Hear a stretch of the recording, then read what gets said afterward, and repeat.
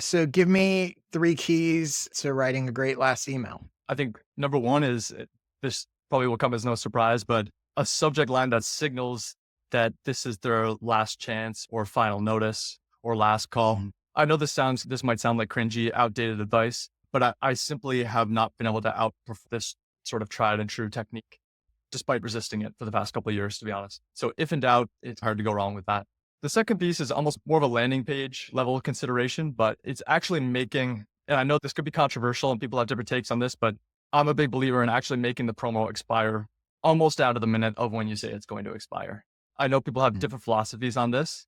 Personally, I think a safer bet is to operate from that place. And if you need to do an extension or something like that, I would say do it at your own risk, because the reason being is because people might not trust your deadlines if you either Yeah. extend them. And so that's something I would say. And third, and this is an important point, is by the end of the promotion, you should be keeping your email short and sweet, because by now, ideally, if you've sent enough emails and if you've been doing this right, covering enough different aspects of the sales argument, by the end, you are shifting from persuading to essentially reminding and leaning on the deadline to do most of the persuasive heavy lifting.